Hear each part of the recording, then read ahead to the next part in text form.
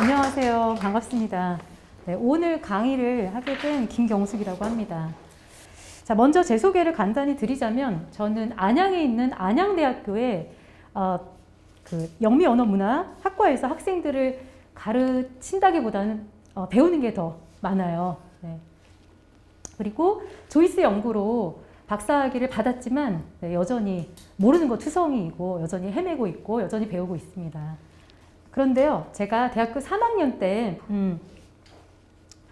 처음 만나서 첫눈에 반했어요.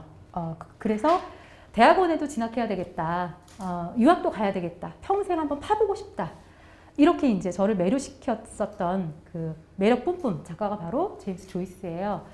조이스라는 작가에 대해서만큼은 다른 누구보다도 재미있게 여러분들에게 소개시켜 드릴 수 있지 않을까 그렇게 생각을 해봅니다.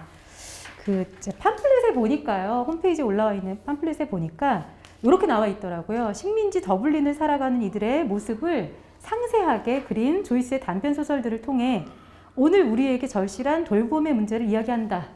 돌봄의 문제가 이제 써 있어서 처음에 조금 당황을 했는데 결국은 돌봄이라는 게 자신에 대한 뼈저린 이해를 바탕으로 타인과 세상을 흔쾌히 껴안으려는 그런 마음, 태도이지 않을까라는 생각을 해요.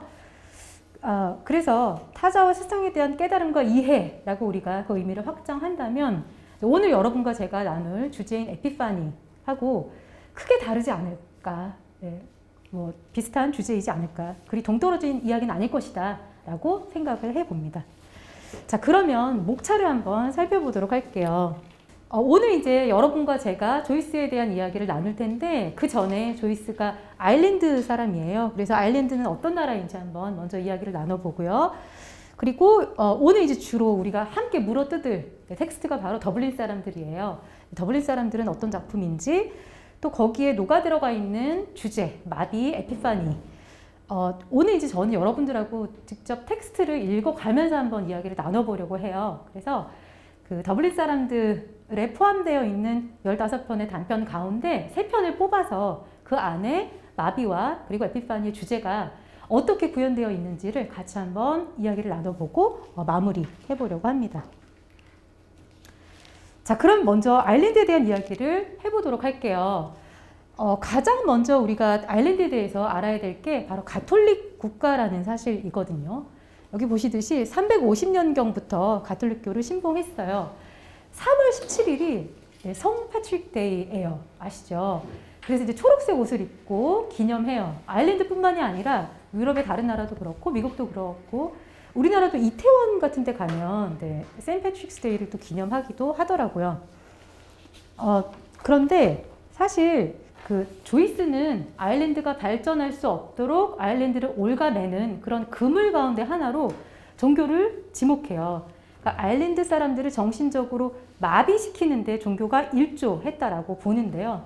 그렇게 보는 시선에는 이 종교가 식민주의와 불가분의 관계에 있었기 때문이에요. 그래서 두 번째, 영국이 식민지였었다는 사실을 여러분에게 말씀을 드리고 싶은데, 여기 지도 보이시죠? 지도 보시면은 그 오른쪽에 있는 섬나라가 바로 영국이죠. 그리고 바로 왼쪽에 아주 가깝게 붙어 있는 게 바로 아일랜드예요.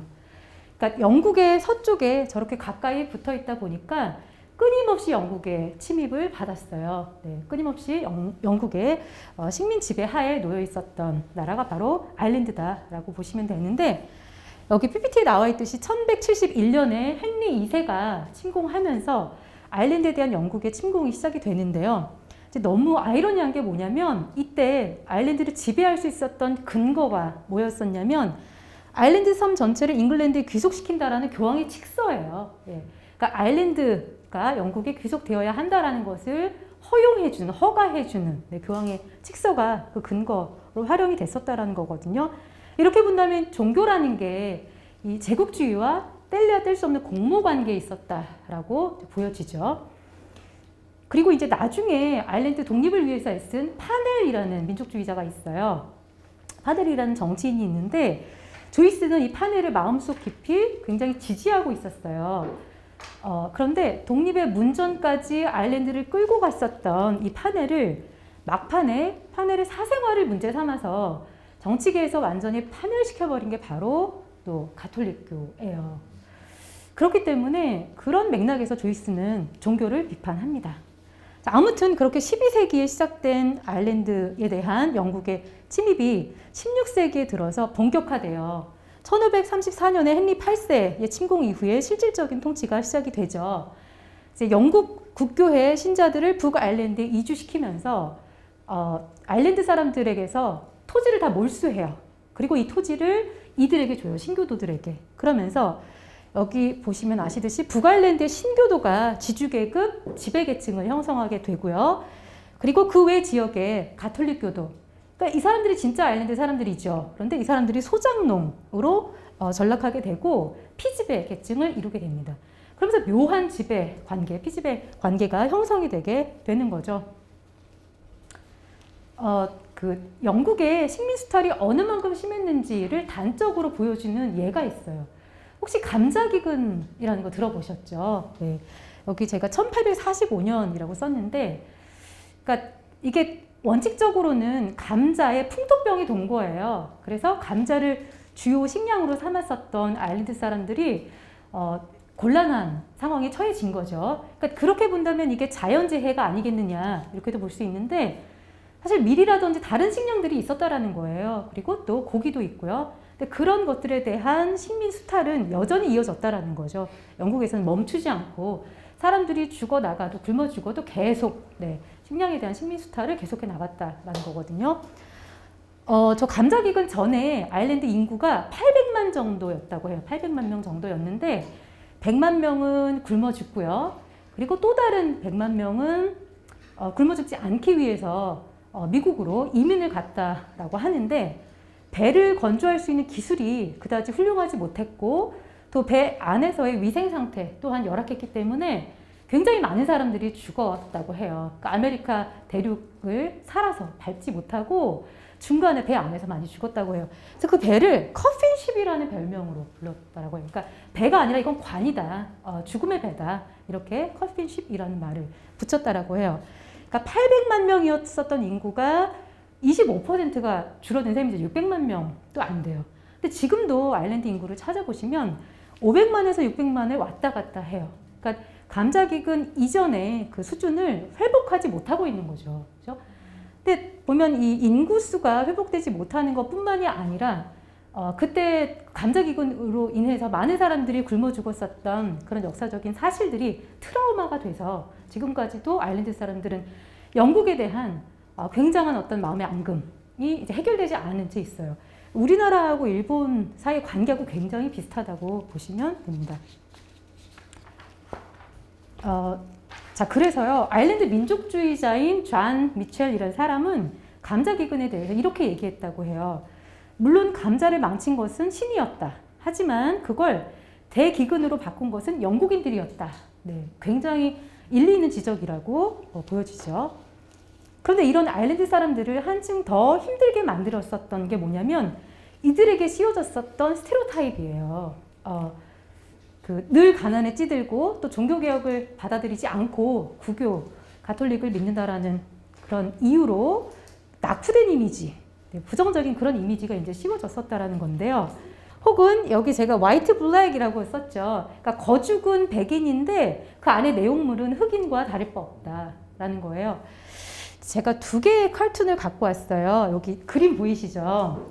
이게 그 19세기에 굉장히 유명한 잡지 펀치라는 영국 잡지에서 갖고 온 사파거든요. 여기 왼쪽에 사파서부터 보시면 한 남자가 그 드럼통 같은 거 위에 앉아 있어요. 잘 안 보이실 텐데 이 통에 뭐라고 써 있냐면 건파우더라고 써 있어요. 건파우더라는 게 이제 화약이죠. 그러니까 화약고 위에 앉아 있는 거예요. 그런데 이 사람 손에 뭐가 들려 있나요? 장작 같은 게 들려 있어요. 이 장작을 이 아래 통으로 이렇게 내리면 어떤 일이 일어날까요? 어떤 일이 일어날까요? 펑 하고 터지겠죠. 정말 일촉즉발, 굉장히 위험한 그런 순간이에요. 그리고 이 남자의 왼쪽에는 어떤 아이가 꾸짖는 듯한 얼굴을 하고 있어요. 근데 이 사람의 외모를 보시면 털이 많아요. 털이 많아요. 이게 진화가 덜 됐다라는 그런 하나의 근거로 이제 사용이 되는 거고요. 이 사람은 앞모습이지만 이렇게 오른쪽의 사파처럼 옆모습을 보게 되면 하관이 돌출해 있어요. 하관이 돌출해 있어요. 이거 역시 사람보다는 원숭이나 침팬지, 유인원에 가까운, 그러니까 다시 말하면 아직 진화되지 못한 그런 열등한 민족이라는 의미거든요. 그러니까 겉으로는 백인이지만 그 안에 내용물은 거의 유인원에 가까운, 검둥이에 가까운, 흑인에 가까운 그런 어떤 외모적인, 인종적인, 인종차별주의적인 그런 특성들이 굉장히 많이 반영이 됐었다는 거고요. 저렇게 꾸짖는 아이의 표정을 통해서 결국은 어른답지 못한 어른, 통제되지 못한 사람, 통제되어야 할 사람, 누구에 의해서? 영국에 의해서. 그렇죠? 그러니까 영국에 의한 식민 지배를 계속 영속화하는, 거기에 대한 하나의 명분을 제공하는 그런 그림으로 굉장히 많이 악용됐었던 사파입니다. 자, 오른쪽 그림도요, 비슷한 맥락인데, 여기 오른쪽 그림에는 제목이 있어요.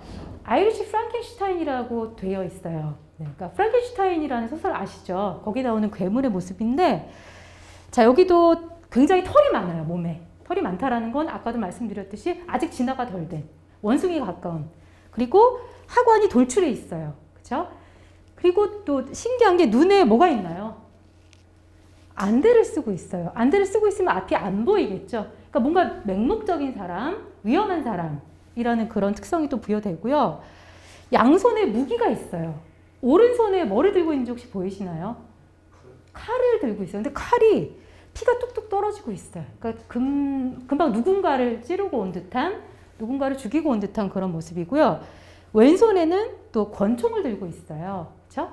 그리고 이 아이리시 프랑켄슈타인 오른쪽에는 한 남자가 무릎을 꿇고 있어요. 이 사람의 잘 차려입은 옷이라던가 또 모자라던가 이런 거를 통해서 영국 사람이라는 걸 알 수 있죠. 그러니까 이 그림을 보면 누가 누구를 위협하고 있나요? 누가 누구를 공격하고 있나요? 아일랜드인이 영국을 위험에 빠뜨리고 있어요. 그러니까 현실의 피지배 관계를 완전히 전복시키는 그런 그림이고, 이 두 가지 칼툴을 통해서 결국은 아일랜드는 위험한 나라, 그렇기 때문에 반드시 통제되어야 할 나라, 계속 영국에 의한 지배를 받아도 마땅한 나라라는 그런 명분이 만들어지는 거죠.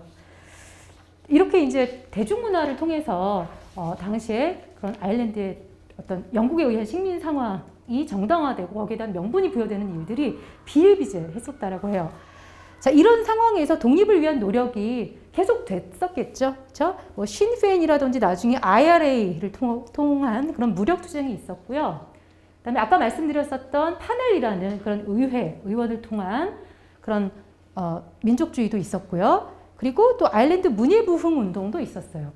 아일랜드 문예부흥 운동에 대해서는 우리가 조금 살펴볼 필요가 있는데, 혹시 예이츠라는 시인 들어보셨죠? 네, 예이츠가 주축이 되어서 일어났었던 운동인데, 이 아일랜드 문예부흥 운동에서 가장 중요하게 생각했었던 것이 지금은 이제 사어에 가까운 아일랜드의 고유어, 게일어를 다시 부활시키는 것, 그리고 영국의 영향을 하나도 받지 않은 과거의 아일랜드 문학을 다시 복원시키는 것, 이런 것에 이제 매몰됐었다라는 건데, 조이스가 보기에는 아일랜드의 어떤 본질이 그런 과거의 것에 있다고 보지 않았었던 것 같아요. 그러니까 문화라는 게 수많은 영향들이 들어와서 그 안에 혼합되고 섞이면서 뭔가 하이브리드한 그런 형태로 보아야지, 과거의 어떤 화석화된 원형만을 찾아 헤매고자 하는 그런 태도는 문화에 대한 올바른 태도라고 보지 않았었던 것 같아요. 그래서 조이스의 경우에 무력투쟁이나 그 의회 중심의 민족주의에 대해서는 충분한 지지를 보냈지만, 이 아일랜드 문예부흥 운동에 대해서만큼은 굉장히 늘 비판적인 태도로 일관했었다라고 해요. 그리고 나서 이제 1922년에 물론 독립을 했지만 북아일랜드는 여전히 영국의 일부로 남아있죠. 자, 이제 조이스에 대한 얘기를 해보도록 하겠습니다. 1882년에서 1941년까지 살았고요. 이제 여러분들은 조이스가 어느 나라 사람인지 잘 아실 거예요. 그렇죠? 아일랜드 사람이에요. 그런데 이제 의식의 흐름 기법이라든지 아주 현란한 언어 유희라든지 문체 실험이라든지 이런 것들로 유명한 모더니즘의 거장이죠. 그래서 많은 사람들이 유럽 작가, 막연히 혹은 심지어 영국 작가라고 오해하기도 하는데 아일랜드 작가입니다. 아까 말씀드렸듯이 영국 제국주의에 대해서 또 반대를 했지만 또 동시에 맹목적인 어떤 국수주의 혹은 아일랜드적인 것만을 주장하고 그걸 찾으려고 했었던 그런 문예부흥 운동에도 또 똑같이 저항했었던 그런 작가라고 보시면 될 것 같아요. 혹시 츤데레라는 말을 아시나요? 츤데레. 아시나요? 모르시나요? 츤데레가 뭐냐면 좋아한다고 직접적으로 말하지 않고 괜히 이렇게 툴툴거리는 거, 그러면서 해줄 건 다 해주는 거. 네, 그런 사람을 이제 츤데레라고 요새 젊은 친구들은 부르더라고요. 아일랜드를 향한 조이스의 태도가 딱 그래요. 왜 선물도 뭐 생일 축하해, 뭐 보고 싶어서 이렇게 주는 게 아니라 오다 주셨어 하면서 주는 그런 세상 쿨한 남친처럼 이 조이스도 사실 아일랜드를 떠나서 망명했어요. 네, 유럽을 전전하면서 일생을 보냈는데 그렇게 아일랜드를 떠나서 쓴 모든 소설의 배경은 늘 아일랜드였어요. 그러니까 어떻게 보면 한 번도 아일랜드를 떠난 적이 없는, 아일랜드를 정말 사랑한 그런 아일랜드를 찐으로 사랑한 그런 작가이지 않았을까. 네, 이렇게. 어느 나라로 망명? 네? 어느 나라로? 뭐 프랑스에도 있었고 이탈리아에도 있었고요. 네, 유럽을 거의 여러 나라를 전전했었어요. 그러니까 겉으로는 늘 각을 세우고 또 나를 세워서 별하별 쓴소리를 날렸지만 결국에는 조국을 향한 각별한 애정이 없었다면 뭐 굳이 그럴 필요가 있었겠어요? 그렇죠? 자, 그렇습니다. 네, 이거 다 말씀드린 것 같고 작품에 대한 얘기를 해볼게요. 이 작품에 대한 얘기가 정말 중요한데, 그러니까 다작을 한 작가는 아니에요. 그죠? 보시면 소설이 딸랑 4권이 있어요. 이 딸랑 4권이 사람을 잡아요. 정말 힘들게 해요. 첫 2권은 사실 그렇게 어렵진 않아요. 더블린 사람들, 우리가 이제 오늘 살펴볼 잘 닦인 거울로 사람들을 그대로 있는 그대로 묘사한 그런 단편 소설집이죠. 그 다음에 이제 2번째가 젊은 예술가의 초상이라고 해서 조이스를 정말 빼다 박은 스티븐 디달러스라는 한 소년이 어떻게 예술가로 성장해 가는지, 그렇죠? 그 와중에 종교와 그리고 민족주의를 어떻게 거부하는지, 그리고 어떤 예술을 추구하는지, 뭐 이런 과정들이 면밀히 드러나 있어서 조이스를 이해하기 위해서는 반드시 읽어야 하는 그런 성장소설이라고 보시면 돼요. 이 2 소설은 그런대로 재미있어요. 이제 정말 우리를 힘들게 하는 게 이 나머지 2 작품이거든요. 자, 일단 율리시스서부터 얘기를 해볼게요. 지금으로부터 꼭 100년 전에 나온 소설이에요. 1922년도에 쓰여진 소설인데 일상의 위대함이라고 제가 얘기를 했죠. 요게 1904년 6월 16일 하루를 시간적 배경으로 해요. 그 인물 가운데 가장 중요한 인물이 이제 블룸이라는 인물이거든요. 그래서 이제 블룸의 하루다 해서 블룸스데이라고 불러요. 6월 16일을. 그래서 많은 전 세계의 조이스 연구자들 그리고 또 아일랜드를 여행하는 그런 사람들이 이날 하루만큼은 이 소설에서의 그 일정처럼 그렇게 하루를 보내는 기념하는 그런 관광 상품도 있고, 네, 그런 행사들도 굉장히 많아요. 하루 종일 이제 펼쳐지거든요. 블룸의 아내가 외간 남자를 집에 끌어들여서 정사를 벌이는 일이 이 작품의 주요 사건이에요. 굉장히 아이러니한 그런 일이죠. 그러니까 아내와 처음 데이트한 날을, 그러니까 2 사람의 1일을 박제해 놓은 거잖아요, 소설 안에. 그런데 정작 이 소설의 주된 주제는 외도예요. 외도. 네. 굉장히 재미있는 소설입니다. 그래서 스티븐 디달러스라는 청년, 그 다음에 블룸이라는 중년의 남자, 그리고 블룸의 아내, 또 몰리 블룸, 이렇게 3 인물의 하루를 그린 소설이에요. 사실 우리가 하루 동안에 일어난 일들을 적는다면 이게 사실 그렇게 많은 페이지를 차지하지는 않은데 이 소설 보시면 아시겠지만 600페이지에서 700페이지 사이 정도거든요. 이렇게 방대한 분량이 나올 수 있었던 이유는 굉장히 많은 부분이 결국은 과거에 대한 회상, 의식의 흐름 기법을 사용했기 때문이에요. 그리고 또 뭐 방귀 뀌는 장면이라던가 자유행위라는 장면이라던가 지나가는 여인의 엉덩이를 보면서 품는 은큼한 생각이라던가 자다 깨서 반수면 상태에서 펼쳐지는 뭐 의식과 무의식 그 중간 어디쯤의 흐름, 그러니까 그 조이스 전에는 이런 게 과연 문학이 될 수 있을까? 이걸 글로 쓸 수 있을까? 라고 생각했었던 굉장히 사소한 것들, 은밀한 것들, 내밀한 것들, 그 모든 것들을 텍스트상에 옮겨놓은 그런 소설이라고 보시면 될 것 같아요. 그리고 또 조이스는 그런 새로운 이야기들을 그러니까 구태의연한 기존의 문체로 담아내지 않아요. 네. 그러니까 문체 실험을 굉장히 중요하게 생각했었던 작가예요. 이 소설이 18개의 챕터로 이루어져 있는데 각 챕터마다 스타일이 달라요. 특히 이제 마지막 챕터 같은 경우가 아까 얘기했었던 몰리라는 이 부인, 블룸의 부인의 의식의 흐름으로 이루어져 있는데 자다 깨서 중간에 일어나서 하루 동안 있었던 일을 반추하는 내용이거든요. 근데 구두점이 없어요. 문장 구호가 없어요. 대문자, 소문자 구분도 없어요. 그러니까 어디서부터 어디까지가 한 문장인지 알 수가 없어요. 근데 사실 이게 굉장히 좀 의미심장하다라고 생각하는 이유가 뭐냐면 우리가 생각할 때 우리 머릿속에 펼쳐지는 생각들이 사실 어때요? 여기서부터 여기까지가 한 문장이니까 여기 자 마침표 찍자.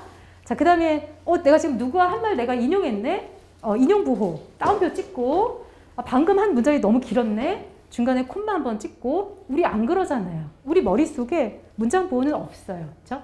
그걸 그대로 물 흐르듯이 펼쳐지는 그런 의식의 흐름을 그대로 텍스트상에 옮겨 놓았다라고 보시면 될 것 같아요. 그래서 굉장히 혁명적인 그런 문체를 보여주는 작가입니다. 자, 그 다음에 이제 마지막 피니건 주익. 네, 요게요. 언어의 파괴, 언어의 실험, 언어의 재창조라고 할 수 있는데 이 작품에 대한 얘기를 하려면 저와 여러분이 한 일주일 여행을 가도 아마 부족할 거예요. 이게 영어를 그 네이티브 스피치로, 네이티브 랭귀지로 삼는 그런 사람들도 사실 이 소설이 쉽지 않아요. 그 이유는 너무나 많은 수십 개 국어를 혼합해서 자기만의 언어를 창조했기 때문이거든요. 네. 자, 그래서 제가 언어 실험이라고 썼고요. 그 다음에 결코 끝나지 않는 소설이다라고 쓴 이유는 물론 어려워서이기도 하지만 소설 맨 마지막에 마침표가 없어요. 그리고 소설 맨 앞에 소문자로 시작해요. 근데 맨 마지막 단어가 맨 앞에 단어하고 만나면서 또 문장을 이뤄요. 이게 일종의 원형구조. 끝까지 읽었다고 책을 덮을 수가 없어요. 왜냐하면 다시 앞으로 돌아가야 돼요. 그러니까 정말 끝나지 않는 소설인 셈인 거죠. 결국은 이렇게 소설을 쓴 이유가 시간이라는 게 역사라는 게 한 방향으로 직선론적으로 흐르지 않는다라는 걸 이제 보여주고 싶었었던 것 같아요. 그렇죠? 일종의 원을 그리면서 돌고 도는 순환론적인 그런 시간관, 역사관을 조이스가 갖고 있었기 때문에 그걸 보여주기 위해서 이렇게 독특한 그런 소설을 썼다고 생각하시면 될 것 같아요. 자, 이렇게 조이스에 대한 얘기를 해봤고요. 근데 사실 그러니까 아까 말씀드렸듯이 찐으로 아일랜드를 사랑한 사람이다, 친데레다, 뭐 이렇게 얘기를 했는데 그럼에도 불구하고 조이스에 대한 오해들이 굉장히 많아요. 이렇게 바늘로 찔러도 피 한 방울 날지 않을 것 같은 그런 사람, 굉장히 이성적인 사람, 또 아일랜드를 좀 혐오한 그런 사람이 아닐까? 뭐 그런 이야기들을 오해들을 우리가 많이 하는데 이제 그럴 수밖에 없는 이유가 이 사람이 남긴 어록들이 사실 그런 얘기들이 굉장히 많거든요. 어록을 한번 볼게요. 자, 제가 여기서부터 이제 인용문이 나와요. 그 첫 페이지서부터 보시면 되거든요. 모든 인용문의 원문과 번역을 제가 핸드아웃으로 만들어 드렸어요. 실력이 부족하기 때문에 이런 거라도 빵빵하게 준비를 해야 되지 않을까 싶어서 만들어 드렸는데 함께 봐주시면 감사하겠습니다. 자, 이거를 제가 혼자 읽으면 재미가 없어요. 그래서 원문은 제가 읽고요. 그리고 번역은 여기서부터 이렇게 돌아가면서 같이 하면 괜찮겠죠? 네. 뒤에 도와주시는 분들까지 다 같이. 자, 첫 번째 어록부터 한번 볼게요. 여기 보시면 I've put in so many enigmas and puzzles that it will keep the professors busy for centuries arguing over what I meant. That's the only way of ensuring one's immortality 라고 얘기했어요. 네, 수수께끼 뭐 이런 말을 했어요. 굉장히 어떻게 보면 심한 자뻑, 그죠? 좀 재수없게 들릴 수도 있는 그런 얘기인데요. 이게 이제 과장이 아닌 게 율리시스 소설 안에 이런 말을 넣어놨는데 이게 사실 100년이 지났잖아요, 지금. 그런데 여전히 너무나 많은 논문들이 쓰여지고 있어요. 너무나 많은 박사 논문들이 쏟아져 나오고 있고요. 이제 제가 몸담고 있는 학회가 이제 한국 제임스 조이스 학회인데 저희가 한 달에 한 번씩 세 번째 토요일마다 만나서 지금은 코로나 때문에 줌으로 하지만 3-4시간 정도 독해를 해요. 율리시스를 앞에서부터 쭉 읽는데 지금 한 20년째 읽고 있어요. 그런데 어떤 부분들은 아직 뭐 의견이 분분하기도 하고 또 도저히 수수께끼 같아서 알 수 없는 그런 부분들도 그대로 블랭크로 남겨두고 떠나기도 하고 뭐 그래요. 저희 학회에 70이 넘으신 선생님들이 여러 분 계신데 이렇게 말씀하세요. 조이스 때문에 늙지도 못하겠다. 늙을 틈이 없다. 죽지도 못하겠다. 이렇게 말씀을 하시거든요. 그러니까 이 말은 사실 자뻑이라기보다는 저는 진실인 것 같아요. 대학 교수들 겁나 바쁩니다. 율리시스 읽느라, 네이버 해석하느라 여전히 해결되지 않은 부분들이 너무나 많아요. 과장이 절대 아니라고 생각을 해요. 자, 그 다음에 두 번째 어록 한번 볼까요? 두 번째 어록은 이거는 젊은 예술가의 초상에서 갖고 왔는데 Do you know what Ireland is? Ireland is the old soul that eats her pharaoh. 굉장히 삐딱선 제대로 탄 거의 페류나 수준의 막말처럼 들리죠. 근데 이제 이것도 이제 역사적인 맥락 속에서 살펴볼 필요가 있다라는 거죠.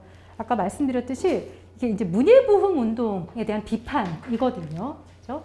그러니까 게이러를 부활시키는 일, 또 영국적인 것은 모두 다 배제하고 또 아일랜드 전통 문화만을 수호하는 일에만 매몰된 나머지 영어를 쓴다든지 또 유럽적인 것을 선호한다든지 하는 그런 예술가들을 친형파로 매도하면서 그들의 예술가적인 열망, 그 날개를 꺾으려고 하는 그런 움직임들이 있었다라는 거예요. 거기에 대한 비판이거든요. 그러니까 이게 아일랜드를 비판하기 위한, 비판을 위한 비판이라기보다는 아일랜드의 편협함을 교정해서 조금 더 나은 조국을 만들고자 했었던 그런 조이스식의 민족주의의 발로라고 그렇게 이해하시면 좋을 것 같아요.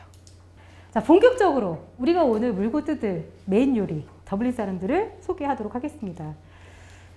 제가 여기 더블린의 민낯 드러내기라고 썼는데요. 일단 조이스가 출판업자에게 보낸 이 두 편의 편지, 두 통의 편지를 우리가 살펴보면서 한번 이야기를 나눠보도록 할게요. 자, 요거 그 1페이지 중간 아랫부분 정도에 있어요. 첫 번째를 보시면 I believe that in composing my chapter of morality, a moral history, in exactly the way I have composed it, I have taken the first step towards the spiritual liberation of my country. 자, 그 다음에 두 번째 편지요. I seriously believe that you will retard the course of civilization in Ireland by preventing the Irish people from having one good look of themselves in my nicely polished looking glass. 자, 그래서요, 조이스는 아일랜드 사람들이 정신적으로 문제가 있다고 보았던 것 같아요. 그죠? 이게 이제 조금 이따 살펴볼 마비라는 그런 주제인데요. 결국은 이런 아일랜드 사람들의 문제 있는 의식 상태를 기술하는 것이 아일랜드 도덕사의 한 챕터를 쓰는 거다라고 이야기를 하고 있고요. 자, 이렇게 아일랜드 도덕사의 한 챕터를 쓰는 것이 결국은 이들을 정신적으로 해방시키는 일이 될 것이다 라고 이야기를 했었다라는 거죠. 그러니까 아일랜드 사람들을 비판하기 위해서 혹은 이 사람들을 웃음거리로 만들기 위해서 더블린 사람들이라는 책을 쓴 게 아니다라는 거죠. 이들을 수동적인 마비 상태로부터 능동적인 주체로 해방시키기 위해서 쓴 책이 바로 더블린 사람들이라는 거예요. 그리고 이제 여기서 중요한 게 역시나 문체거든요. 그러니까 조이스 문학을 이해하는데 핵심이 형식과 내용이 따로 분리될 수 없다라는 거예요. 어떻게 어떤 문체로 아일랜드 사람들을 묘사했냐면 그러니까 최대한 촘촘하게, 최대한 꼼꼼하게, 최대한 리얼하게 그렇게 묘사하려고 했었다라는 거예요. 제가 여기 갖고 오진 않았는데 스크루플러스 미니스라는 표현이 있어요. 스크루플러스 미니스. 이게 뭐냐면 스크루플러스라는 게 비열한 뭐 이런 뜻이거든요.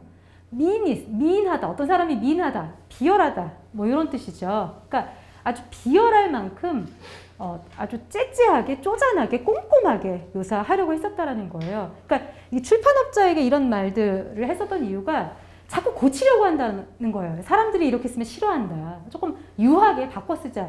이렇게 이제 자꾸 출판업자는 제안을 하는 거예요. 그런데 조이스는 그렇게 하면 이거는 내가 의도한 그런 이 사람들에 대한 세세한 묘사에서 멀어지게 되고 그렇게 되면 사람들을 해방시킬 수 없다라고 주장을 했었던 거죠. 그러니까 결국은 잘 닦인 거울, 요거를 치켜 들고 아일랜드 사람들로 하여금 자신들의 민낯을, 쌩얼을 그대로 보게끔 만들었다라는 거거든요. 조이스는 절대 그렇게 미화해서 그려주지 않았다라는 거죠. 네. 있는 그대로, 최대한 리얼하게, 쌩얼 그대로, 민낯 그대로, 네, 그대로의 모습을 담았다라는 거예요. 이게 보기에는 괴롭지만 그렇게 해야 결국은 자신들의 진짜 모습을 파악할 수 있고 그리고 이제 거기서부터 출발할 수 있다라는 거죠. 그 마비된 상태로부터 나아갈 수 있도록 정신적으로 해방될 수 있도록 그게 가능하려면 일단 냉철한 자기인식이 필요하다라고 보았던 것 같아요. 자, 그렇습니다. 자, 이제 마비에 대한 얘기를 해보도록 할게요. 자, 여기 또 앞에 내용하고 조금 겹쳐요. 네, 조이스 편지 먼저 읽어보고 얘기 나눠보도록 하겠습니다. 네, 핸드아웃 2페이지로 지금 넘어갔어요. 2페이지를 보시면 I call the series Dubliners to betray the soul of that hemiplegia or paralysis which many consider a city 라고 얘기했어요.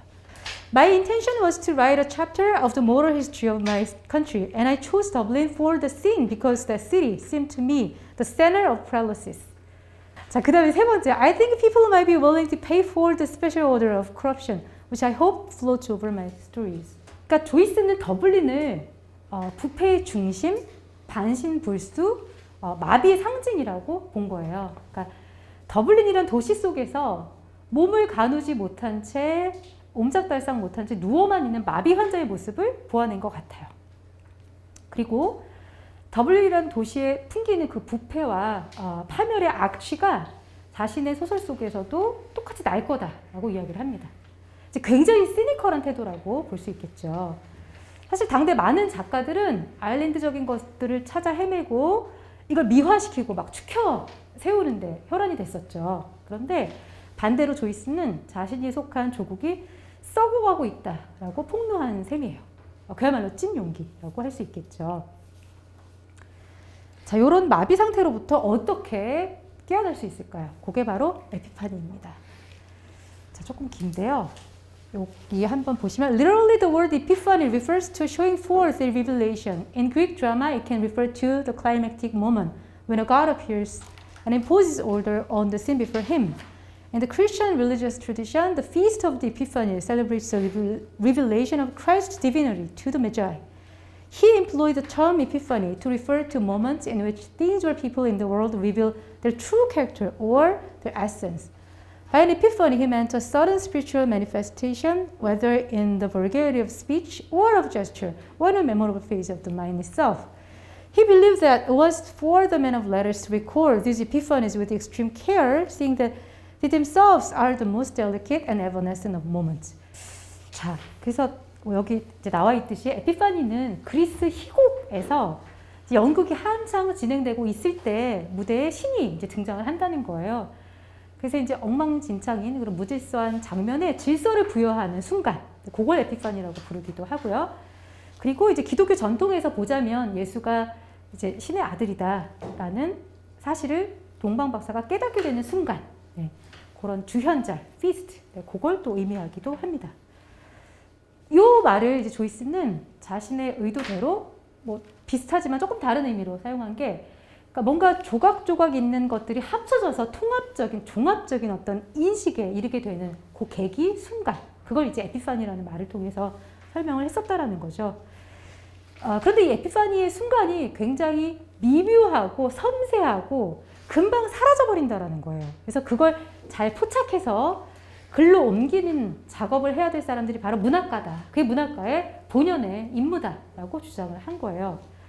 그래서 저는 오늘 여러분께 이런 에피파니의 순간은 문학 안에만 있는 게 아니다. 우리 삶 도처에 도사리고 있다라는 얘기를 하고 싶고요.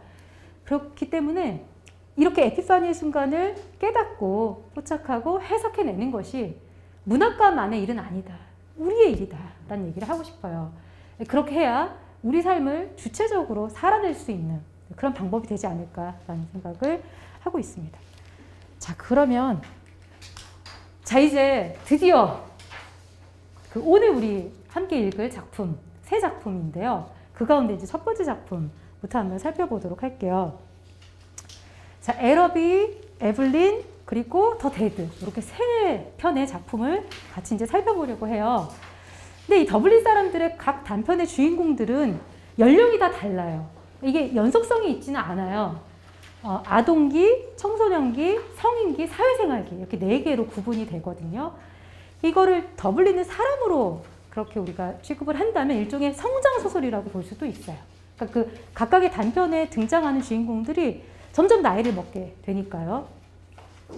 첫 번째로 살펴볼 단편인 에러비는 차일드에 속하는 단편이에요. 그래서 어린 소년이 주인공으로 등장을 합니다. 어떤 이유에서인지 부모님이 안 계세요. 삼촌과 숙모댁에 얹혀 살면서 이웃집 친구 누나, 그 이웃집 친구 이름이 맹간인데 맹간의 누나를 사모해요. 짝사랑해요.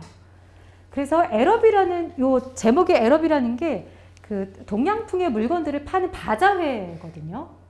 바자회에 가서 이 누나한테 선물을 사주려고 해요. 그런데 바자회에 가기로 한 날 이 삼촌이 술을 마시고 늦게 집에 오세요. 그래서 돈을 받아서 가야 되는데 너무 늦게 출발했고 기차도 연착해요. 그래서 너무 늦게 도착하니까 거의 파장 분위기인 거예요. 어두워요. 이 바자회가. 근데 어차피 일찍 도착했어도 사실 너무 비싼 고가의 물건들을 팔기 때문에 이 소년이 살 수 있는 물건이 하나도 없어요. 이제 마지막 부분에서 결국은 허영심에 들떠서 바자회까지 왔지만 결국 아무것도 하지 못한 자신을 자책하면서 그렇게 이제 소설은 끝이 나거든요. 자, 원문을 한번 살펴보도록 할게요. 그 3페이지에 있죠. 여기 보시면 North Richmond Street being blind was a quiet street except at the hour when the Christian Brothers School set the boys free. 자, 여기 첫 번째 인용문에 블라인드라는 말이 나와 있어요. 그렇죠? 요거 한번 또 퀴즈 내볼까요? 블라인드가 어떤 뜻일까요? 뭐 그냥 사전적인 의미 말씀해 주셔도 돼요. 블라인드. 눈이 먼. 근데 이제 이게 골목에 대한 비유이기 때문에 막다른 골목이라는 뜻이에요. 여기서는. 네, 막다른 골목이라는 뜻이지만 선생님이 말씀하셨듯이 1차적인 의미는 앞이 보이지 않는다는 뜻이에요. 그렇죠? 그래서 이게 그 친구 누나에 대한 맹목적인 사랑에 눈이 먼 소년의 상황을 너무 절묘하게 잘 보여주고 있지 않나라는 그런 단어이지 않나라는 생각이 들고요. 굉장히 조용한 거리, 또 갈색의 칙칙한 건물들이 즐비한 막다른 골목에 소년은 살고 있어요. 그리고 소년이 살고 있는 집은 또 하필 사제가 죽었던 곳이에요. 그렇죠? 나이에 비해서 굉장히 조숙한 이 소년은 사제가 남긴 곰팡이 핀 축축한 어려운 책들을 탐독해요. 그러니까 아일랜드를 짓누르는 그런 종교의 영향을 우리가 좀 느낄 수 있는 대목이지 않을까라는 생각을 해볼 수 있을 것 같아요. 네, 자, 그 다음에 이제 두 번째로 넘어가 볼게요. 자, 이런 소년에게 맹간이라는 친구의 누나는 빛의 존재로 다가옵니다. 네, 인용문 여기 핸드아웃 3쪽이죠. She was waiting for us, her figure defined by the light from the half-open door. 그 다음이요. I thought little of the future. I did not know whether I would ever speak to her or not, or if I spoke to her, how I could tell her of my confused adoration. But my body was like a harp, and her words and gestures were like fingers running upon the wires. At last, she spoke to me. She asked me, was I going to Araby? If I go, I said, I will bring you something. 네, 그 앞에서 이 소녀는 막다른 골목, 어두운, 앞이 보이지 않는 그런 어둠 속에 살고 있어요. 그런데 반면에 이 맹간의 누나, 이 소년이 사모하는 맹간의 누나는 늘 빛의 영역에 서 있어요. 그러니까 뭔가 구원해 줄 수 있을 것만 같은 그런 빛 같은 존재로 다가옵니다. 그런데 누나를 향한 소년의 마음이 심상치 않아요. 지금 방금 우리가 읽은 그런 표현들을 보면 그냥 스쳐 지나가는 짝사랑이라고 보기에는 너무 숭고하고 이상적이고 절대적이에요. 그렇죠? 인용문에 보시면 누나를 향한 자신의 마음을 묘사함에 있어서 성배를 옮기는 중세시대 기사라고 스스로를 이상화해요. 그러니까 거의 종교적인 의미, 네. 굉장히 신성하고 낭만적인 그런 의미를 또 부여하죠. 그 다음에 누나를 향한 자신의 마음을 하프에 비유하고 있어요. 제가 제일 좋아하는 문장이거든요. 여기 My body was like a harp. 내 몸이 하프와 같았다. 머릿속에 한번 상상해 보세요. 그러니까 하프라는 악기는 현이 굉장히 많아요. 그렇죠? 기타와 달라요. 현이 굉장히 많아요. And her words and gestures. 그 누나가 하는 말들, 누나가 하는 몸짓들이 were like fingers. 손가락이 돼요. 그죠? 그래서 running upon the wires. 그 현을 막 오가는, 현란하게 오가는 그런 손가락과도 같아요. 누군가를 좋아하는 마음, 누군가가 절대적인 존재로 내 마음을 차지하고 있을 때 그 사람의 말 한마디, 그 사람의 행동 하나가 나를 엄청 기쁘게도 하고 엄청 슬프게도 하고 환희에 빠지게도 하고 또 굉장히 나를 절망에 빠지게도 하고 하잖아요. 그런 어떤 그런 사모하는 마음을 이보다 더 잘 묘사한 문장이 있을까? 라는 생각이 들 만큼 굉장히 낭만적이에요. 그러니까 사실 조이스는 굉장히 냉철한 지성을 갖고 있는 모더니즘 작가인데 이런 문장에서만큼은 정말 낭만적인 작가가 아닐까 싶을 만큼 그런 문장을 구사하기도 해요.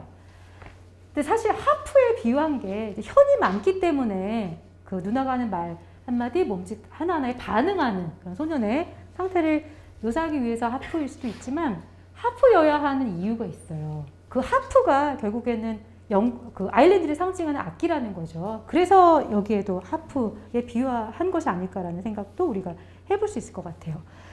자, 그런데 이 누나가 사실 이 소년이 누나를 사랑하는 마음으로 꽉 차 있지만 말을 먼저 걸지는 못해요. 그죠? 누나에게 먼저 말을 걸지 못하고 누나가 이 아이에게, 소년에게 말을 걸어요. 근데 누나가 한 첫 번째 말이 뭔가요? Are you going to 에러비? 이거예요. 너 에러비 가니? 너 거기 바자회 가니? 그러니까 사실 이 소년은 별 생각 없었어요. 에러비라는 바자회가 있는지도 모르고 당연히 가난하고 지금 삼촌 집에 얹혀 사는 주제에 거기 가서 뭘 사겠어요. 그런데 누나가 너 에러비 가니? 라고 물어요. 그 순간 이 에러비는 소년이 반드시 가야 하는 장소, 누나와의 사랑을 이루어줄 수 있을 것만 같은 마법의 장소로 등극을 하게 됩니다. 그래서 에러비에 가요. 자, 에러비에 가서 어떤 일이 있었을까요? 재밌지 않아요? 처음 읽는 것처럼 재밌는데요, 저는 갑자기. 죄송해요. 자, 여기 보시면 뭐라고 나와 있냐면, 그쵸? 우리 사쪽이죠. At the door of the stall, a young lady was talking and laughing with two young gentlemen. I remarked their English accent and listened vaguely to their conversation. Oh, I never said such a thing. 요거 여자가 한 말이에요. Oh, I never such a thing. Never said such a thing. 남자가 하는 말. Oh, but you did. 그 다음에 여자가 Oh, but I didn't. 그러자 이 남자가 다시 Didn't she say that? 그러자 또 다른 남자가 Yes, I heard her. 그러자 이 여자가 Oh, there's a fib. 이렇게 얘기해요. 네, 그 다음에 하나 더 보시면 이게 이제 마지막 부분이거든요. Gazing out into the darkness, I saw myself as a creature driven and derided by vanity, and my eyes burned with anguish and anger. 자, 그래서 이제 에러비에 가요. 그렇죠? 에러비라는 바자회에 너무 늦게 도착을 하는데 너무 늦게 도착한 이 에러비는 생각만큼, 기대만큼 이 소년의 사랑을 이루어줄 그런 마법의 장소가 되어주지 못해요. 그렇죠? 일단 너무 어두워요. 파장 분위기예요. 깜깜하고 그리고 모든 물건이 다 비싸요. 이 아이가 갖고 있는 돈으로 살 수가 없어요. 그리고 여기서 만나는 어른들은 굉장히 값싼 농담 따먹기나 하고 있어요. 그렇죠? 자, 이런 어른들의 모습이 소년이 갖고 있었던 그런 숭고한 사랑을 더럽힙니다. 네. 소년의 사랑을 모욕하죠. 그러니까 이상적이고 순수하리라 생각했었던 이 소년의 사랑의 감정이 어른들의 현실판으로 번역되는 순간 한없이 천박하고 한없이 가벼워 보이더라는 거죠. 그렇죠? 그래서 소년은 그동안 자신이 푹 빠져 있었던 이런 감정이 얼마나 헛되고 공허한 것인가라는 거를 느껴요. 깨달음을 얻으면서 에피파니를 느끼게 됩니다. 사실 저는 여기 그 두 번째 줄에 보시면 English accent라는 말에 조금 우리가 주목을 했으면 하는 바람이 있어요. 그러니까 그 처녀 하나 하고 그리고 두 남자가 지금 농담 따먹기를 하고 있는데 이 남자들이 어떤 억양을 구사하고 있나요? 영국식 영어를 구사하고 있어요. 그러니까 왜 이렇게 이런 표현을 썼을까요? 이게 한 3-4페이지 정도밖에 안 되는 굉장히 짧은 단편이거든요. 그렇다면 정말 필요한 말만 들어가야 되는 거잖아요. 왜 이게 뭘 의미할까요? 아일랜드인을 비하하는 거 맞아요. 그러니까 여자는 아일랜드 여자예요. 그런데 이 여자에게 지금 수작을 거는 건 영국 남자들인 거예요. 앵글로 아이리시, 영국계 아일랜드 사람이라고 생각하시면 되겠죠. 그러니까 아일랜드가 영국의 식민 지배를 당하고 있다라는 사실을 단적으로 보여주는, 상징적으로 보여주는 그런 장면. 아일랜드의 식민 상황을 영국에게 농락당하고 있는 그런 아일랜드의 상황을 은근슬쩍 보여주려고 했던 게 아닐까라는 생각을 할 수 있을 것 같아요. 그 젊은 예술가의 초상에 보면 어떤 대목이 있냐면 아일랜드를 낯선 남자를 침대로 끌어들이는 그런 여인의 모습으로 표현한 대목이 있어요. 비슷한 맥락이라고 생각하시면 될 것 같고요. 또 더블린 사람들의 다른 단편에 gratefully oppressed라는 표현이 나와 있어요. gratefully oppressed. 그러니까 감사하게 만족하면서 억압받는 사람들. 그러니까 자발적으로 복종하는 사람들, 자발적으로 억압받는 사람들. 그러니까 결국은 자신들이 농락당하고 있다, 억압당하고 있다, 지배당하고 있다는 사실조차 망각한 채, 인식하지 못한 채 살아가는 사람들. 이걸 이제 마비라고 조이스는 보았던 거죠. 네, 요 마지막 부분은 소년의 에피파니이기도 하지만 결국 이 소설을 읽는 당대 독자들의 에피파니이기도 한 것 같아요. 그렇죠? 그러니까 아일랜드의 식민 상황을 단편을 보면서 또 한번 깨닫는 그런 계기가 되지 않았었을까라는 생각을 해볼 수 있을 것 같아요. 자, 이제 두 번째 단편으로 넘어가 보도록 할게요. 자, 두 번째 단편은 에블린이거든요. 에블린은 더블린 사람들의 청소년기에 해당하는 단편들 중 하나예요. 돌아가신 엄마를 대신해서 일하면서 아버지와 남동생들을 건사하면서 집을 지키는 에블린이라는 소녀의 이야기예요. 백화점에서 점원으로 일을 하는데 일을 잘 못한다고 늘 무시당하기 일쑤이고 또 집에서는 폭력적인 아버지에게 늘 월급을 빼앗기고 또 성적인 폭력의 위협에 고스란히 노출되어 있기도 해요. 그러던 중에 아르헨티나에 집이 있다는 선원 프랭크를 만나요. 그래서 두 사람이 사귀게 되고 이 소설의 배경이 되는 날 부둣가에서 만나서 담배를 타고 아르헨티나로 떠나기로 약속을 해요. 그런데 막상 부둣까지는 가지만 배를 타지는 못해요. 항구에 얼어붙은 채 서 있는 에블린에 대한 모습에 대한 묘사로 이 소설은 끝이 납니다. 네. 제가 여기 창문 안의 그녀라고 부제를 달았는데요. 창밖의 여자라는 조용필 이거 알면 이제 연식이 다 폭로가 되는 건데 그래요. 그 인용문 먼저 한번 이것도 살펴보도록 하겠습니다. 첫 번째 인용문을 보시면 She sat at the window watching the evening invade the avenue. Her head was leaned against the window curtains, and in her nostrils was the odor of the secreton. She was tired. Home. She looked around the room, reviewing all its familiar objects, which she had dusted once a week for so many years, wondering where on earth all the dust came from. Perhaps she would never see again those familiar objects from which she had never dreamed of being divided. 그 다음에 세 번째요. Sometimes he could be very nice. Not long before, when she had been laid up for a day, he had read her out a ghost story and made toast for her at the fire. Another day, when their mom was alive, they had all gone for a picnic to the Hill of Hosts. She remembered her father putting on her mother's bonnet to make the children laugh. 그 첫 번째 인용문에 보시면 뭐 그림에서도 나타나 있지만 창문가에 앉아 있어요. 거의 정물화처럼 가만히 있어요. 그렇죠? 움직임이 없어요. 자, 그런데 왜 창문 밖을 내다보는 그런 장면으로 설정을 했을까요? 창문하고 문하고 뭐가 다를까요? 이것도 퀴즈. 어떻게 다르죠? 나갈 수가 없어요. 맞아요. 문은 세상과 통하는 세상으로 나갈 수 있는 통로가 되어줄 수 있어요. 그런데 창문은 그저 밖에서 벌어지는 일들을 수동적으로 바라만 볼 뿐이에요. 그렇죠? 그런 차이가 있어요.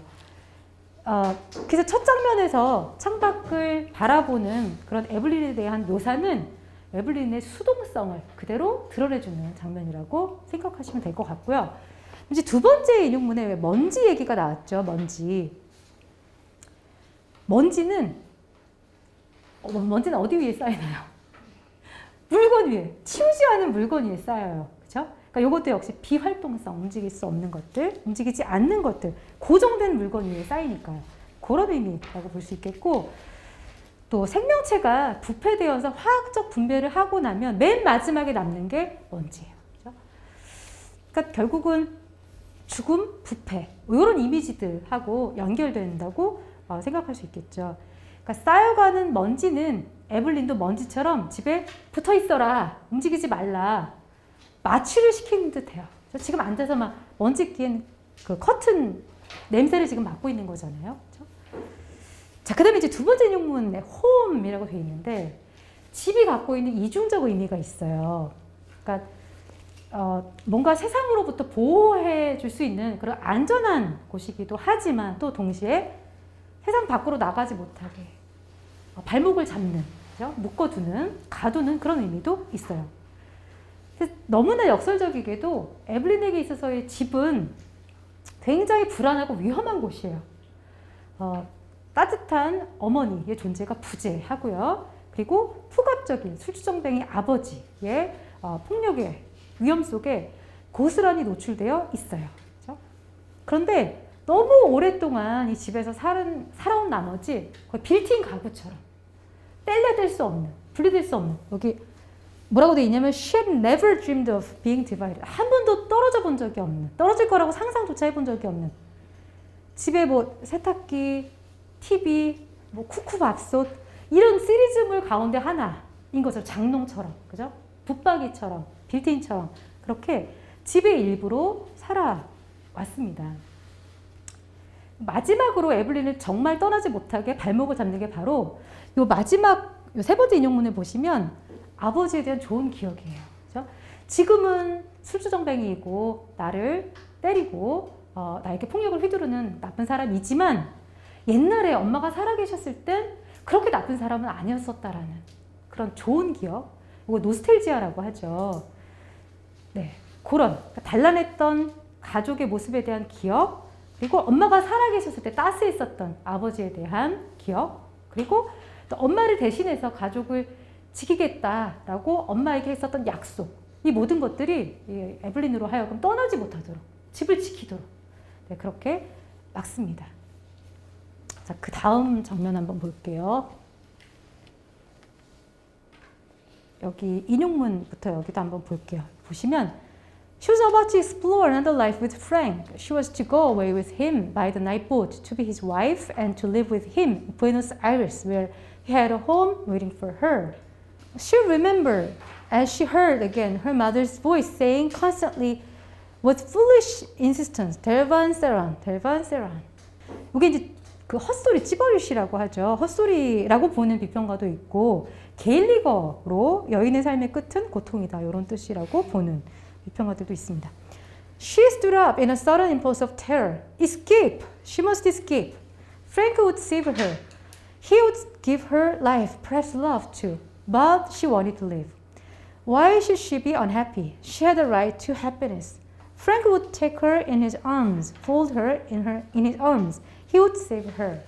에블린이 처한 암담한 상황에서 구원의 빛을 드리워주는 건 바로 남자친구 프랭크예요. 그렇죠? 그리고 그가 데리고 가겠다고 약속한 머나먼 이국 땅, 바로 부에노스아이레스, 아르헨티나이죠. 그러니까 부에노스아이레스가 에블린에게 있어서는 일종의 에러비인 셈이에요. 첫 번째 단편의 소년이 느꼈었던, 그렇죠? 그런 이상향하고 똑같은 역할을 하는 거죠. 에러비와 똑같은 역할을 여기에서는 아르헨티나가 하고 있어요. 근데 여기서 흥미로운 게 그 기억이 갖고 있는 두 가지 힘이거든요. 앞에서 에블린을 계속 집에 붙잡아두는 역할을 했었던 마비의 힘으로 작용했었던 게 바로 노스텔지아였어요. 그렇죠? 이만하면 괜찮아. 과거에 아버지가 나를 때리지 않았었던 시절에 좋은 모습들에 대한 기억, 그게 에블린으로 하여금 현실을 감내하도록, 떨어지지 않도록 집에 묶어두는 역할을 했어요.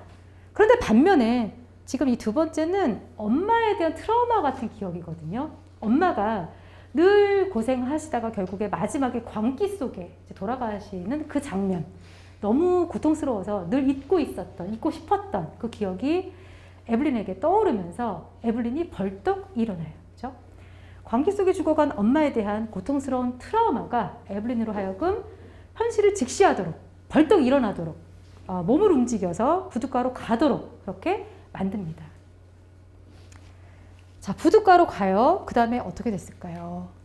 네, 마지막 장면인데요. 여기 보시면 All the seas of the world tumbled about her heart.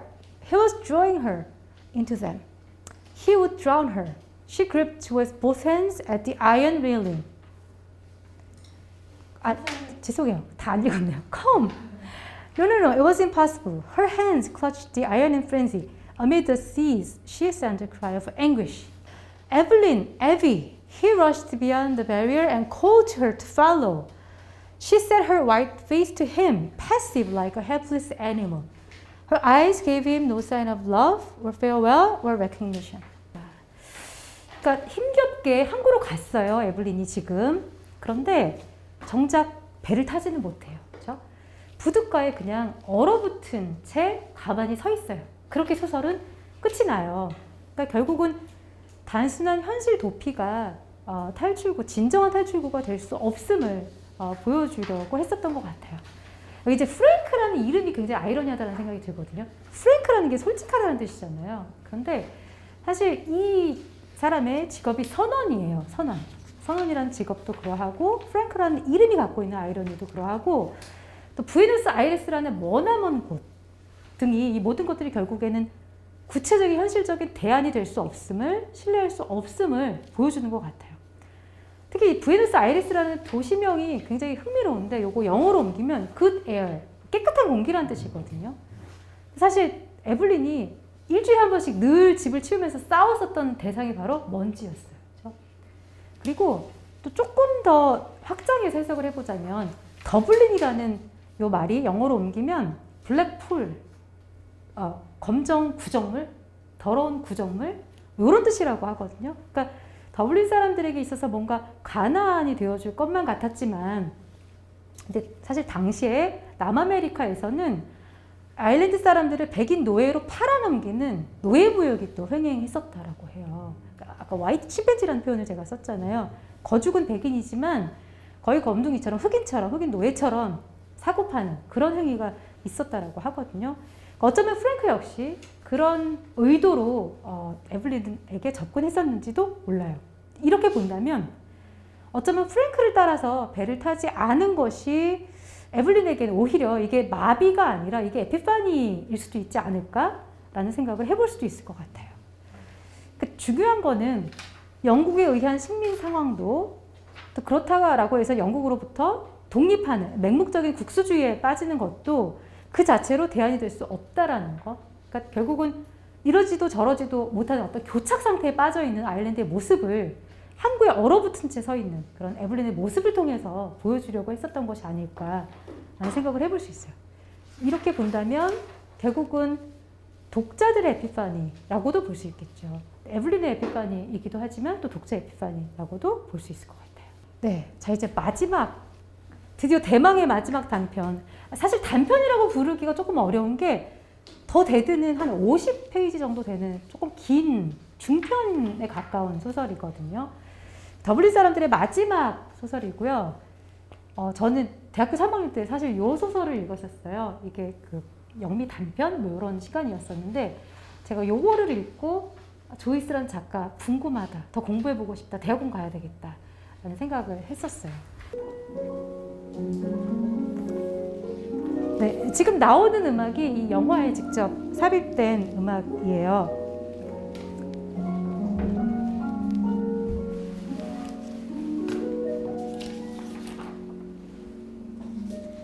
요게 이제 그 매년 연초 1월 6일에 에피파니 축제일에 주인공 게브리얼의 이모인 몰컨 자매가 지인들을 초대해서 애뉴얼 댄스 파티를 열어요.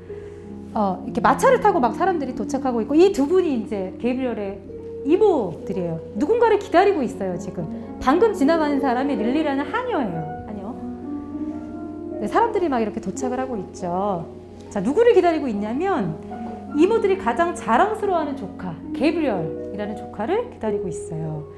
게브리얼은 대학 교수이고요. 이 파티에서 거위도 썰고 연설도 하는 그런 어떤 주빈 역할을 합니다. 지금 막 도착했네요. 이 사람이 게브리얼이고 요 옆에 있는 여자가 게브리얼의 아내 그레타예요. 두 사람이 주인공입니다.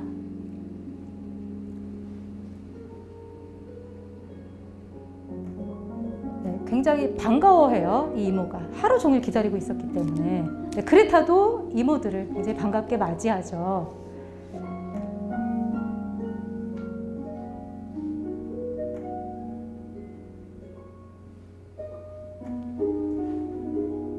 사람들은 춤을 추고 있어요. 근데 이게 작품 안에서 보면 이렇게 남자들이 발을 질질 끄는 소리가 막 묘사가 되기도 하고요.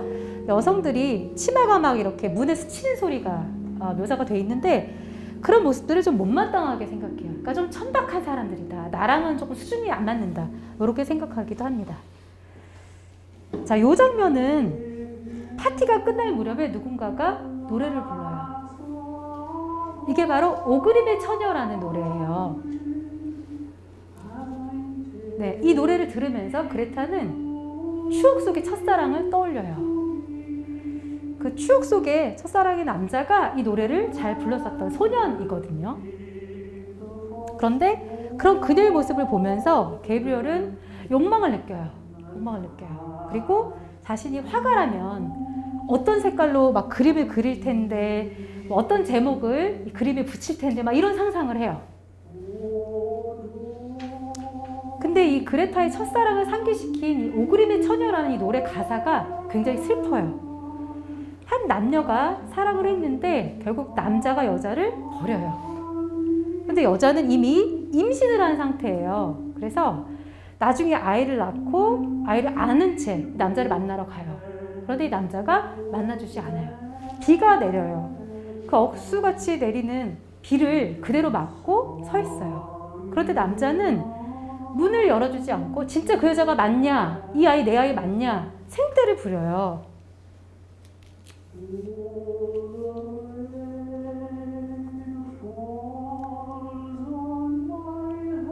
네, 여기 가사를 보시면 The rain falls on my yellow locks. 그러니까 빗물이 내 노란 머리를 적시고 And the dew it wets my skin. dew라는 게 이제 그 눈물이거든요. 그렇죠? 시에서는 이슬로 많이 상징되죠.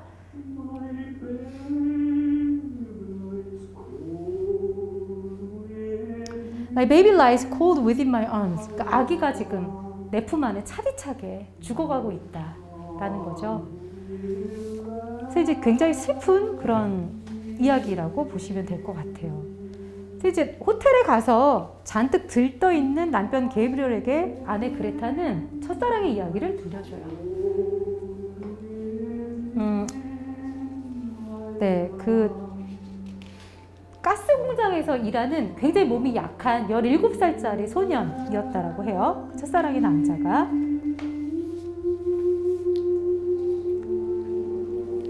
네, 이 그레타가 골웨이라는 아일랜드 서쪽 시골 할머니 집에서 살았을 때 일인데, 그때 마이클 퓨리라는 17살짜리 굉장히 몸이 약하고 노래를 잘 부르곤 했었던 가스 공장에서 일하는 남자를 사귀었었던 건데요.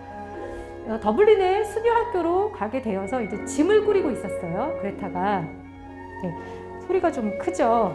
줄여볼게요.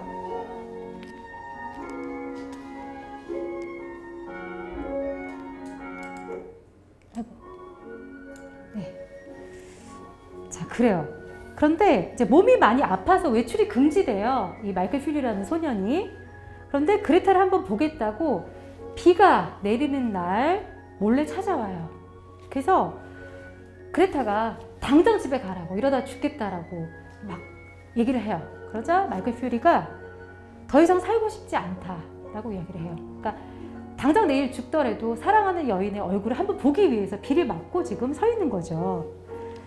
그리고 그 비를 맞고 얼마 지나지 않아서 마이클 퓨리는 죽어요. 네. 그 소식을 나중에 전해 듣죠. 자, 이런 첫사랑의 이야기를 남편 게브리엘에게 해요. 그리고 이야기를 마치고 아내는 잠이 들어요. 그리고 게브리엘은 아내를 위해서 목숨을 던진 마이클 퓨리의 그 숭고한 사랑 앞에 한없이 초라한 자신의 모습을 비로소 봅니다. 그러니까 한없이 부푼 우월감에 도취한 모습이 아니라 아주 잘 닦인 거울 앞에서 비로소 자신의 진짜 모습을 본 거죠. 자신의 민낯을 본 거죠. 그렇죠? 그리고 자신을 둘러싼 사람들, 조국의 모습을 바라보게 됩니다. 자, 첫 부분인데요. 제가 여기 자기의 갑, 주인공 갑이라고 제목을 한번 달아봤어요. 자, 여기 한번 보시면 Lily, the caretaker's daughter, was literally run off her feet. Hardly had she brought one gentleman into the little pantry behind the office on the ground floor and helped him off with his overcoat Then the wheezy hall-door bell clanged again, and she had to scamper along the bare hallway to let in another guest. The indelicate clacking of the men's heels and the shuffling of their soles reminded him that their grade of culture differed from his. Gabriel took his seat boldly at the head of the table. He felt quite at ease now, for he was an expert carver and liked nothing better than to find himself at the head of a well-laden table. 네, 자, 아까 말씀드렸듯이 주인공 이름이 게이브리얼이에요. 그래서 제가 약간 조이스를 공부하는 사람답게 언어 유희를 한번 해봤어요. 자기의 값, 주인공 의식 값. 네, 거의 그 주인공 의식 끝판왕이라고 볼 수 있는 그런 사람이죠. 근데 첫 장면을 보시면 요 첫 패러그래프이 이 소설의 첫 부분이거든요. 릴리라는 이 하녀가 굉장히 바쁘게 막 분주하게 왔다 갔다 하는 그런 모습. 지금 여기 literally run off her feet 요거 의역하느라고 뭐 발바닥이 다를 지경이었다 이렇게 썼지만 요거 이제 어떤 이미지를 떠오르시면 되냐면 만화에서 왜 너무 바쁘게 다닐 때 왜 동그라미 이렇게 두 개 하는 거 있잖아요. 딱 그거거든요. 발바닥을 땅에서 뗀 채 막 이렇게 왔다 갔다 하는 그런 분위기. 그래서 춤, 음악, 음식 이런 것들이 굉장히 세세하게 묘사가 돼 있으면서 최대한 분주하게, 최대한 활기차게, 최대한 생생하게 그렇게 묘사가 돼요. 첫 장면이. 자, 이렇게 한 이유는 이 소설의 마지막 부분에 호텔에 갔을 때 그레타가 남편 게이브리얼에게 전해주는 첫사랑의 이야기, 그 차분한 이야기와 서로 대조를 그릴 수 있도록 하기 위해서인 것 같아요. 자, 아무튼 그 릴리라는 이름도 굉장히 이제 중요할 것 같은데 릴리가 백합이잖아요, 그렇죠? 백합을 언제 쓰는지 혹시 아세요? 서양에서 장례식에 써요. 이 소설의 제목이 더 데드예요, 그렇죠? 이 첫사랑의 남자 마이클 퓨리가 죽은 사람이거든요. 그러니까 그러면서도 동시에 부활절에 쓰이기도 해요. 릴리라는 이 백합이. 결국에는 텍스트 자체를 또 고인의 몸이라고 한다면 이 텍스트가 릴리로 지금 시작을 하는 거잖아요. 텍스트를 덮는 그런 의미. 그렇죠? 고인의 몸 위에 백합이 한 송이 놓여져 있는 그런 이미지를 떠올리셔도 좋을 것 같아요. 그래서 이제 굉장히 자기애가 강한 사람이라고 했어요. 릴리에게 막 농담을 던지는데 실패하고 막 말대꾸를 들어요. 그래도 사과도 하지 않고 이를 무마시키려고 막 돈을 쥐어주는 그런 사람. 그 다음에 신발에 눈이 묻지 않도록 골롯이라는 덧신을 아내에게 억지로 막 신겨요. 그런 사람. 굉장히 그리고 이제 동료들 앞에서 영국 일간지에 글을 기고한다라는 이유로 사람들 앞에서 자신을 친형파라고 부른 자신의 동료에게 복수하려고 마음에도 없는 연설을 막 하기도 해요. 그래서 굉장히 치졸하고 자기중심주의가 강한 그런 인물이라고 보시면 될 것 같아요. 근데 조금 속도를 내야 될 것 같아요. 자, 그 다음에요. 두 번째를 보시면 네, 요거 7쪽 아랫부분이 있죠. Like the tender fire of stars, moments of their life together that no one knew of or would have known of, broke upon and illumined his memory. He longed to recall to her those moments to make her forget the years of their dull existence together and remember only their moments of ecstasy. 네, 요게 이제 게이브리얼의 기억이에요. 그 다음에 요 나머지 verses 밑에는 그녀의 기억, 그레타의 기억입니다. Then the night before I left, I was in my grandmother's house in Nuns Island, packing up, and I heard gravel thrown up against the window. The window was so wet that I couldn't see, so I ran downstairs as I was and slipped out the back into the garden. There was the poor fellow at the end of the garden, shivering. And did you not tell him to go back? Asked Gabriel. I implored of him to go home at once and told him he would get his death in the rain. But he said he did not want to live. 사람의 기억이요, 얼마나 이기적이고 주관적이고 자기적인지를 보여주는 그런 대목인 것 같아요. 첫 번째 인용문은 파티가 끝나고 더블린 시내 호텔로 향하는 길에 게이브리얼은 온통 자신이 멋대로 편집한 기억 속에 갇혀 있어요. 연애 시절의 기억, 그리고 신혼여행의 기억, 또 달달구리에 있었던 신혼 초의 기억, 이런 기억들에 젖어 있어요. 자신뿐만 아니라 그레타 역시 이런 기억들로 무미건조한 현재 결혼 생활은 좀 잊었으면 하고 바랍니다. 그런데요, 요 나머지 아랫부분은 그레타의 기억이에요. 그녀의 기억 안에 게이브리얼은 없어요. 그렇죠? 파티에서 누군가 부른 그 오그림의 처녀라는 그 노래가 촉발한 첫사랑의 기억. 그렇죠? 그 기억 속에 그녀는 잠겨 있습니다. 가진 것 하나 없고 몸마저 약하지만 그레타를 사랑하는 마음 하나로 그 장대 같은 비를 맞고 서 있었던 마이클 퓨리 17살의 소년에 대한 기억 속에 그레타는 젖어 있습니다. 네, 다음 인용문 한번 볼게요. He thought of how she who lay beside him had locked in her heart for so many years that image of her lover's eyes when he had told her that he did not wish to live. Generous tears filled Gabriel's eyes. He had never felt like that himself towards any woman, but he knew that such a feeling must be love. Tears gathered more thickly in his eyes, and in the partial darkness, he imagined he saw the form of a young man standing under a creeping tree. 그레타의 이야기를 듣고요. 게이브리얼은 드디어 자신의 모습을, 그레타의 모습을, 그리고 그레타의 모습을 보려고 비를 맞으며 서 있는 마이클 퓨리의 모습을, 그리고 지금까지 그를 둘러싼 많은 타인의 존재를 처음으로 제대로 보게 됩니다. 그러니까 지금까지 자신이 세상의 중심이라고 생각했어요. 그렇죠? 그런 자기중심주의 안에 갇힌 채 게이브리얼은 살아왔는데 그게 이제 깨진 거죠. 그렇죠? 그러면서 눈물이 차오릅니다. 자, 정말 유명한 마지막 장면이에요. 마지막 장면 보시면 A few light taps upon the pane made him turn to the window. It had begun to snow again. He watched sleepily the flakes, silver and dark, falling obliquely against the lamplight. Time had come for him to set out on his journey westward. Yes, the newspapers were right.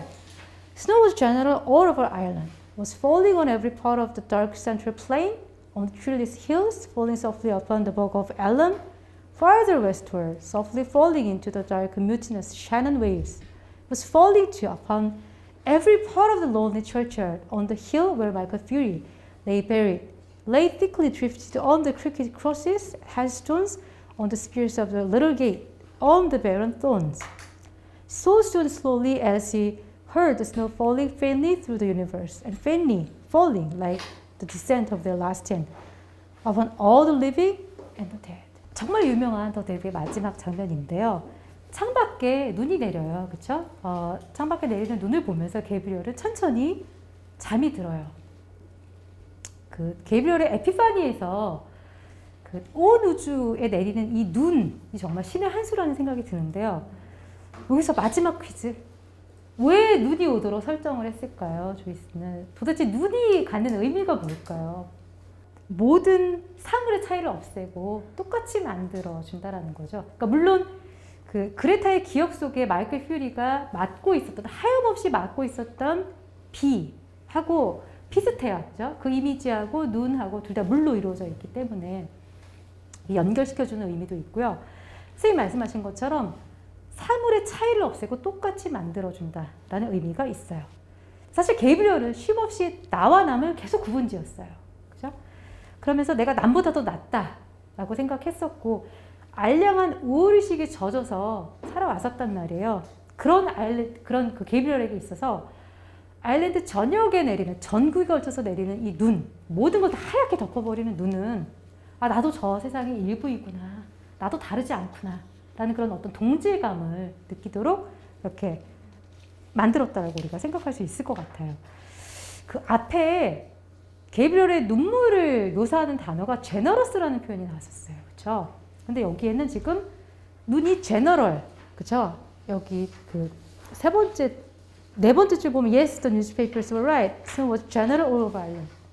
두 단어의 어근이 같아요. 쥔이라는 이 어근이 같은데 이게 태생, 동족 이런 뜻을 갖고 있다고 해요. 결국은 높고 낮음의 구분 없이 모든 땅, 산, 물 위에 빠짐없이 내리는 눈을 보면서 모두가 다 하나임을, 자신 역시 그 큰 우주의 한 부분이었음을 깨닫게 되는 거죠. 그러면서 삶과 죽음을 그 자체로 수용하게 되는 거죠. 그리고 이제 뒷부분에 나오는 뭐 교회당이라든지 십자가, 묘비, 창, 가시 이런 이미지들은 그리스도를 상기시키죠. 그렇죠? 그러면서 타인을 위한 희생, 사랑, 그리고 죽음을 통한 부활의 의미 등을 여기에 덧붙입니다.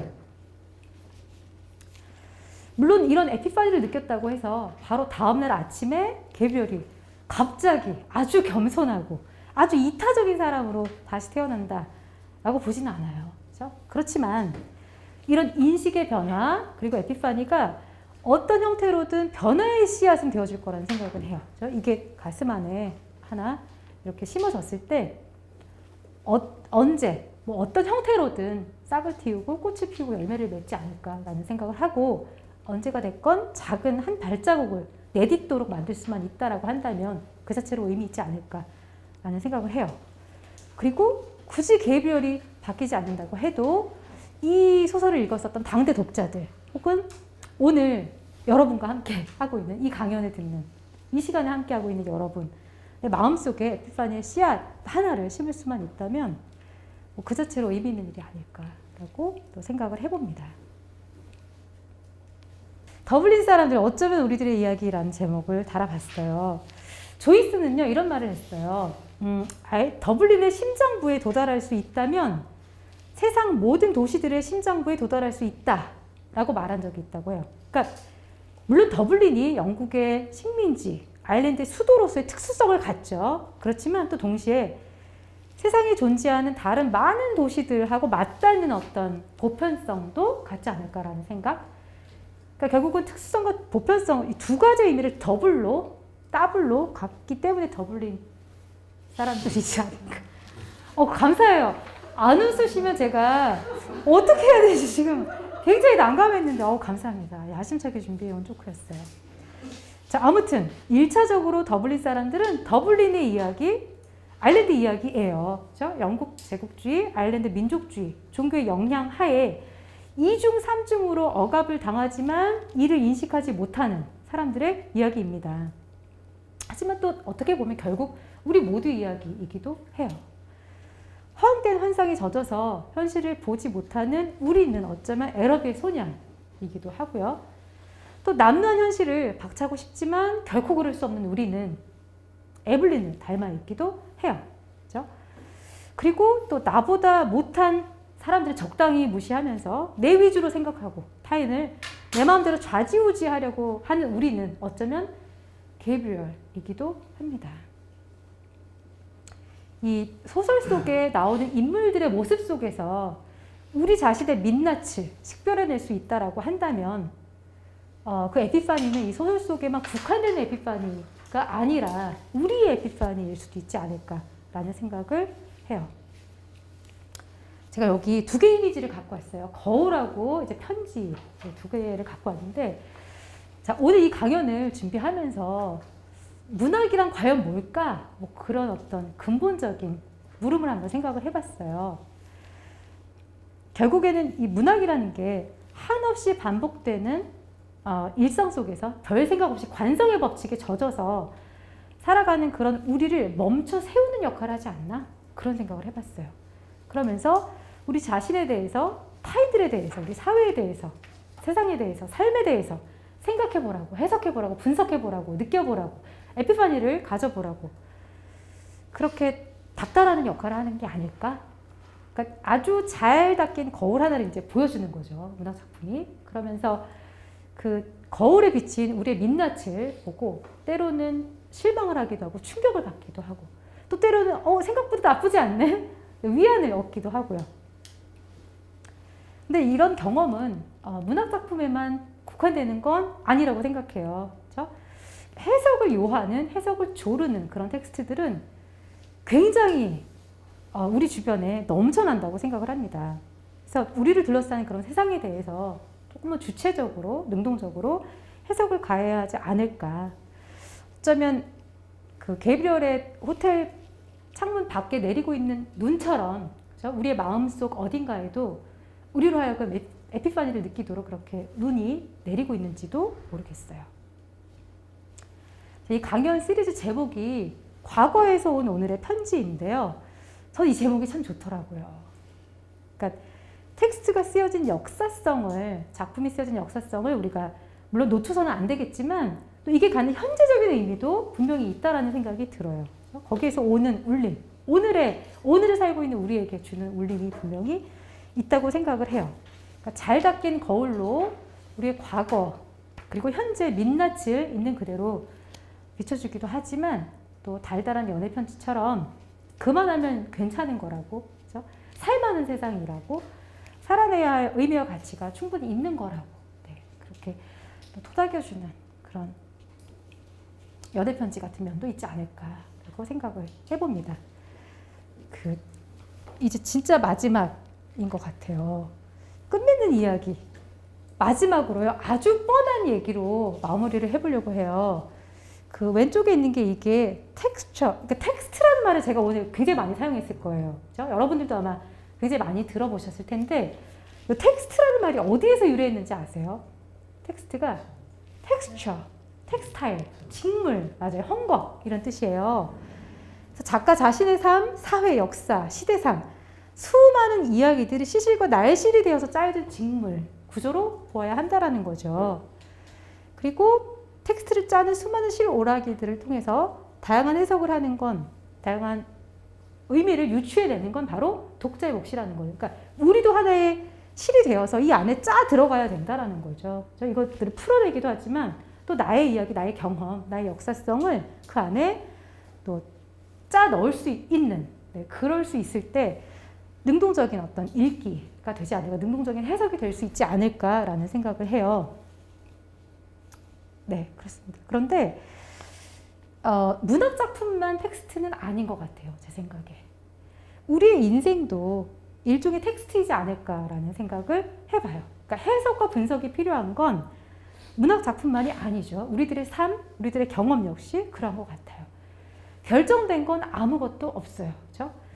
어떤 사람이 내게 어제 했었던 말, 어제 받은 카톡 메시지의 의미, 오늘 이 강연을 나는 잘했을까? 분명히 반성하고 분석하고 해석할 필요가 있을 것 같아요. 그리고 그 과정 중에 뭔가 깨달음이 있다면 그게 바로 에피파니일 거라고 생각을 하고, 그런 에피파니들이 모여서 결국은 우리 인식이 확장되고 우리 삶이 더 풍성해지고 풍요로워지고 작게나마 한 발자국 앞으로 더 나아갈 수 있는 게 아닐까, 그런 생각을 해봅니다. 그럼 이제 시간이 거의 다 됐으니까 여기서 마무리할 거. 감사합니다, 여러분.